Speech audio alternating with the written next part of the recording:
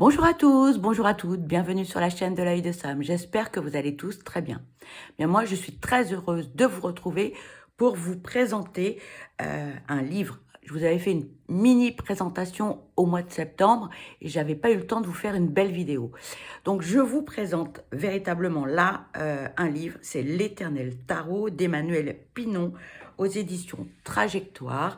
Merci aux éditions Trajectoire et à Florence de m'avoir fait parvenir cette pépite, les amis. Franchement, je suis tombée en amour, comme disent les Canadiens, de ce livre. Il est superbe, il est bien fait, vous allez voir, c'est vraiment le cadeau à offrir. Si vous connaissez quelqu'un qui s'intéresse véritablement au tarot, eh ben, allez-y, les yeux fermés, je vous le recommande. Voilà. Emmanuel Pinon nous a concocté, nous a créé un magnifique ouvrage sur le tarot. Alors déjà, nous avons un livre qui est sublime. On a une couverture qui est super belle, je trouve. On a des couleurs, des illustrations. On a un format A4. Attention, c'est pas un livret. Vous avez, regardez, vous voyez, une belle épaisseur. Il y a de quoi faire. Hein. Vous avez 205 pages, hein, à peu près. Les couleurs, moi j'adore. Voilà, j'aime tout dans ce livre. On vous dit, le tarot et son usage sont de toute éternité et chaque arcane est un univers en soi.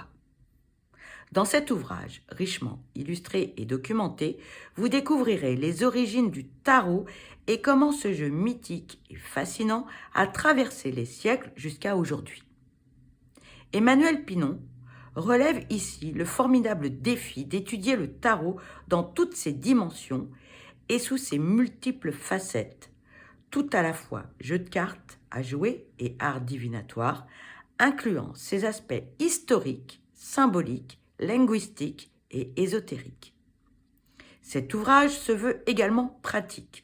Vous y trouverez développées différentes méthodes de tirage de façon simple, concrète et participative, ainsi que leur interprétation claire et précise, à partir de la symbolique des arcades majeures et mineures. À ce titre, la lecture originale et passionnante de l'auteur apporte un point de vue ésotérique singulier sur chaque carte, permettant de découvrir et de comprendre la corrélation du tarot avec les nombres ou encore l'arbre de vie, de la Kabbale et des lettres hébraïques. On vous parle de l'auteur, Emmanuel Pinon, astrologue, praticienne du tarot et formatrice en soins énergétiques, est passionnée de métaphysique et de symbolique depuis son adolescence. De par sa pratique, elle favorise l'élargissement de la conscience du plus grand nombre. Ce livre est pour tous, les amis, que vous soyez néophyte, que vous pratiquiez un petit peu ou que vous soyez expérimenté, vous allez découvrir des choses très, très, très intéressantes. Allez, on découvre ce livre. Alors, vous voyez, moi, les couleurs, franchement, j'adore. Vous avez un marque-page, voilà, délicate attention. Moi, j'adore ce genre de petites choses. Le marque-page, vous voyez, là, vous avez des dorures, c'est légèrement boursouflé. Il y a du relief, il y a de la couleur. Vraiment, c'est très joli. Vous avez donc une très jolie préface. Alors, tout y est. Franchement, j'ai pas assez de superlatifs pour décrire ce livre. Le papier, la qualité, la typographie, les couleurs. Enfin, moi, j'ai adoré. Franchement, on vous parle donc du tarot. On vous parle des cartes à jouer qui sont nées du papier. Alors là, vous avez toute l'histoire du tarot. Donc, si le côté historique du tarot vous intéresse, eh bien, les amis, vous serez magnifiquement servis. On vous parle des cartes, de l'enseigne, de la couleur, les couleurs, la hauteur des cartes également, avec les numérotations. Vous avez donc l'origine ici du jeu de cartes italien au XVe siècle. On vous parle du tarot au fil du temps, donc à partir donc, du Moyen-Âge jusqu'à la Renaissance. On vous parle du tarot, de ce qui s'est passé, des éditeurs. Le tarot Minquiat restauré. on vous parle du temps et des monarques, donc à travers les siècles. Ici, on vous parle du XVIIe siècle, mais on vous parle également du XVIIIe. Le tarot alors, est passé par différentes régions, par différentes villes, par différentes mains. À chaque fois, il y a eu des rééditions, pardon, comme au 19e siècle et au 20e siècle. On fait référence naturellement à ce fameux tarot de Marseille. Là, ici, vous avez des illustrations en 1760, ici de 1780 à 1800. Vous allez découvrir et apprendre un tas de choses sur l'histoire de ce magnifique tarot. Ici, on vous parlait bien donc d'une révolution à partir du 19e siècle. Que s'est-il passé pour ce fameux tarot?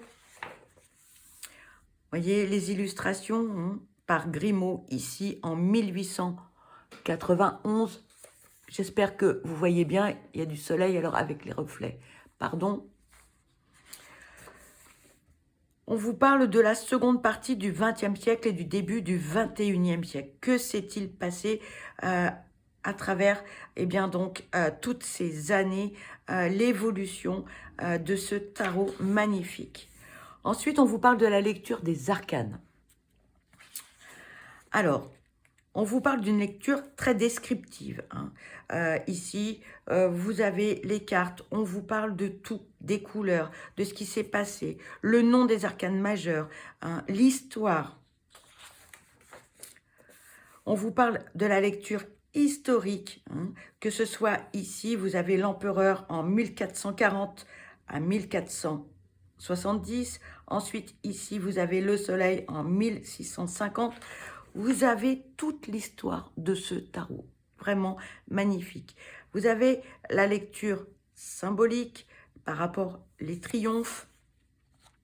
Ici, vous retrouvez les illustrations de différentes cartes avec l'évolution. Ici, pareil, alors on est dans les couleurs, en fonction des années, en fonction des siècles, donc les couleurs ont été légèrement modifiées. Les différents usages du tarot. Alors, ici, on vous parle de la prise à la garde-contre, de l'aspiration à l'essence et de l'art divinatoire du tarot. Et ensuite, alors là, vous allez voir, c'est très, très, très complet. On vous parle de la symbolique et de la signification des arcanes. Donc, on va démarrer ici. On vous parle de la croisée des chemins, des choix à faire en fonction de l'histoire, toujours du tarot. Et le tarot en perspective. Le temps du tarot s'étend sur plusieurs siècles. Il n'est pas né de nos dernières pluies. On ne peut ignorer ses arrière-plans historiques. Le tarot parle l'ancien François. Il fait référence à des temps où les paysages n'étaient pas ceux que l'on connaît aujourd'hui, où l'environnement quotidien des personnes ne l'était pas non plus. Des temps où les modes de pensée, les connaissances, les valeurs et les contraintes et les craintes différentes des nôtres. Des temps où les référentiels symboliques ne renvoyaient pas aux mêmes repères que ceux à l'époque actuelle. C'est pourquoi j'ai voulu associer chaque arcane une sorte de petits propos contextuels propres, je l'espère, à mettre en perspective le tarot. Et donc là, ici, vous voyez, alors nous avons la première carte, le battleur, avec donc l'illustration. Vous avez ici le nom. Alors, vous avez l'origine du nom, le nom en latin. Ensuite, la description ici de l'image. Le commun, un homme qui fait des tours et incite au jeu. Ensuite, vous avez une description de l'image, mais aussi un petit laïus. Ensuite, ici, on vous parle du nombre, le nombre associé à la carte. Voilà. Et ici, vous avez des informations historiques. Et puis, vous avez également la signification symbolique par rapport à votre carte et une illustration. Là, on vous parle d'une illustration de 1660 à 1670. Vous avez donc pour toutes les arcanes majeures, la description vraiment particulièrement détaillée. On retrouve le nom, l'image, mais aussi des informations, le nombre et la signification symbolique donc de l'arcane majeur avec un petit laïus historique sur cette carte. Vous avez donc pour chaque arcane majeur une description particulièrement détaillée, les amis. Voilà. Ce livre est magnifique, vraiment, je l'ai parcouru, je l'ai adoré, je l'ai dévoré. Plein d'informations. Il est riche d'enseignements, il est riche au niveau de la documentation. Vraiment, il est sublime. Moi, j'ai adoré.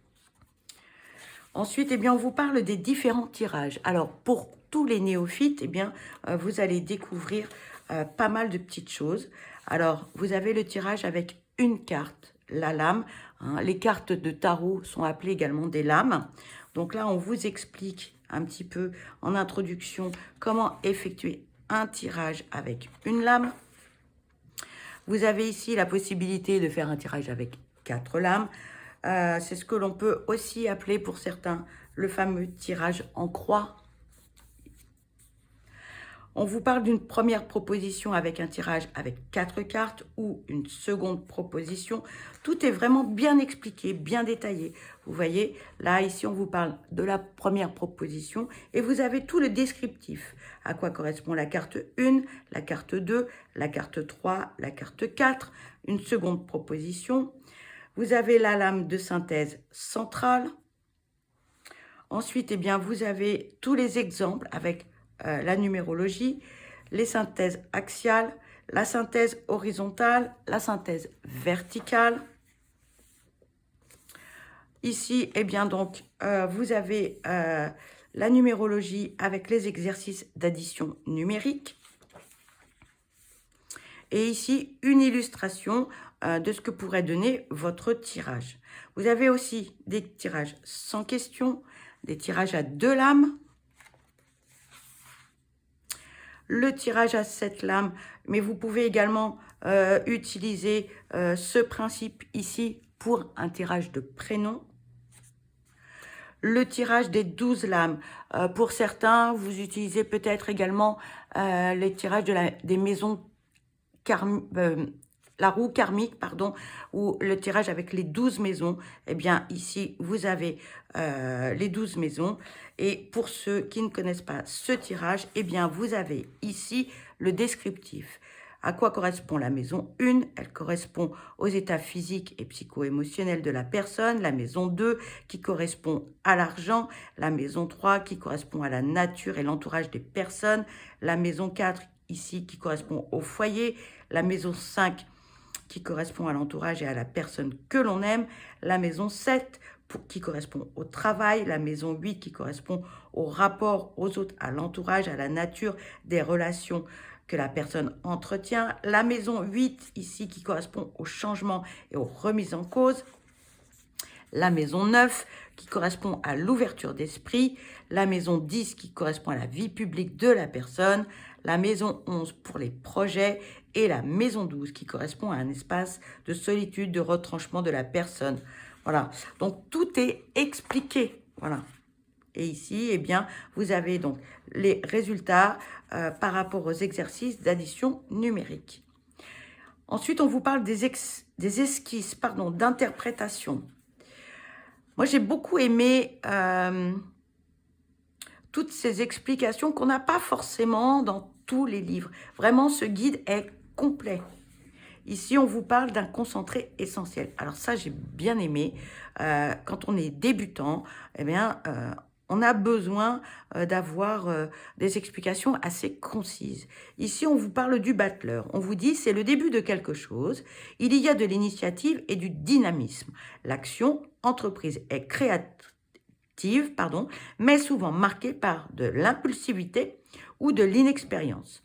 Vous avez ensuite la papesse, quelque chose s'élabore, se construit, prend forme et mûrit. Cela se fait en prenant son temps, dans un cadre intime, très discrètement et en toute confiance. Vous avez donc l'explication concise des arcanes majeurs ici, voilà. Ensuite, alors, la partie comédie humaine. Ça, c'est les personnages.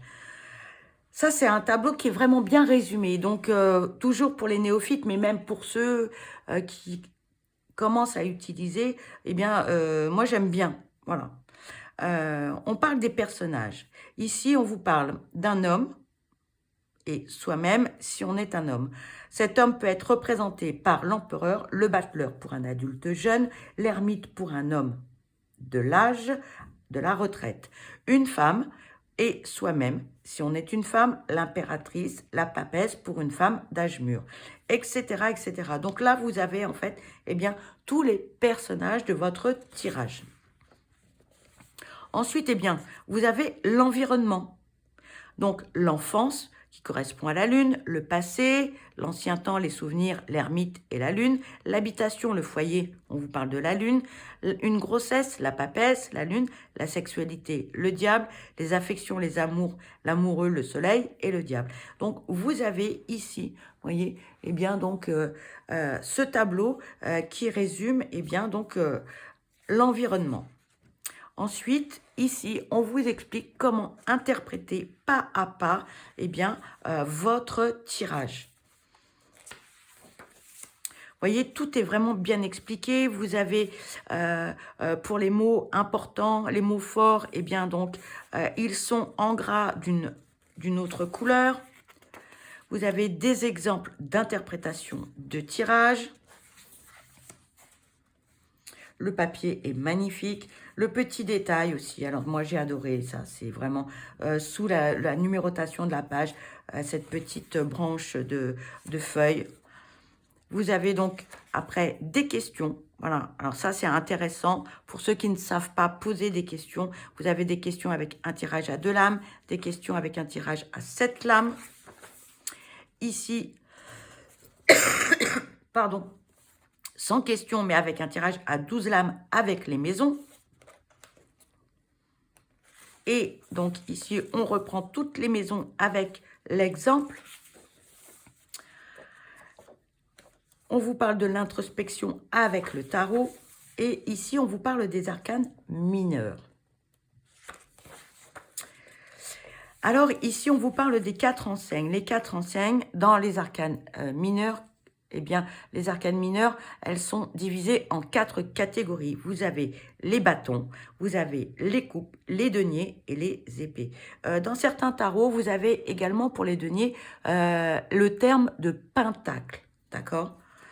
Ici, vous avez donc les lames numérotées avec les honneurs. Et alors, moi, ce que j'ai bien aimé, c'est que ici, on vous parle donc des bâtons. Donc, à quoi correspond en règle générale les bâtons? Ici, on vous dit que c'est la force de travail, l'endurance, l'effort, le pouvoir, activité visant à construire ou développer, domaine de ce à quoi on s'emploie, de la fonction ou de la profession et de la vie active. Dans les bâtons, vous avez eh bien l'as, le 2, le 3, le 4, le 5, le 6, le 7, le 8, le 9, le 10. Vous avez les valets de bâton, vous avez les cavaliers, vous avez la reine et le roi. Et donc, en fonction eh bien, donc, de la catégorie de l'arcane mineur qui sort, le bâton, si c'est l'as de bâton, on vous dit quelque chose commence, initiative, projet ou entreprise, force et vitalité. Vous allez me dire, mais si c'est le 1 de coupe, eh bien les coupes correspondent à quoi? À la force émotionnelle, à la sensibilité, à l'activité d'inclinaison pour le plaisir, domaine des sentiments, de l'attachement et de l'amour et de la vie affective. Et donc, eh bien, si c'est l'as de coupe, eh bien, c'est quelque chose qui commence par rapport à votre vie affective, au domaine des sentiments. Quelque chose commence, une initiative, un projet, une entreprise ou force de vitalité.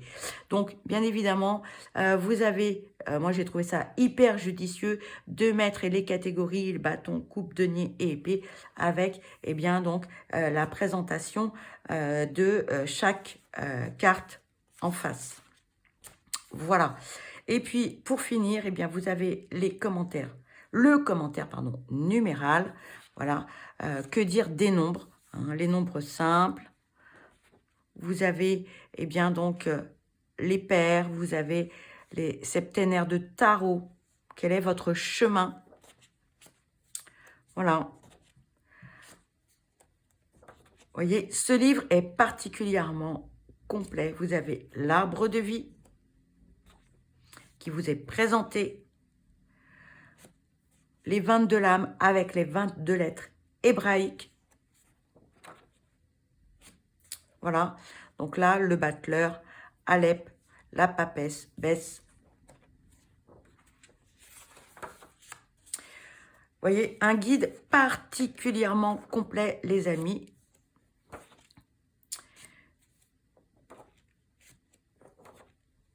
Et un petit mot à propos de l'auteur. Soignante et formatrice en soins conventionnels et énergétiques, elle est aussi depuis l'adolescence en recherche de développement spirituel et métaphysique. Si elle s'inscrit dans le communum de la tradition, elle s'autorise à en interroger certaines assertions. Dans toutes ses pratiques, son intention est avant tout de favoriser l'élargissement de la conscience et elle espère, en ouvrant des portes, stimuler l'appétence pour les consciences de l'esprit et de l'âme. Voilà les amis, voilà ce magnifique ouvrage. J'espère que cette présentation vous aura plu. Que dire de cette pépite, il est magnifique, voilà. J'espère bien, que cela vous aura intéressé. Je vous dis à très vite, je vous embrasse, surtout prenez bien soin de vous parce que vous êtes la personne la plus importante. Je vous dis à très vite, bye bye.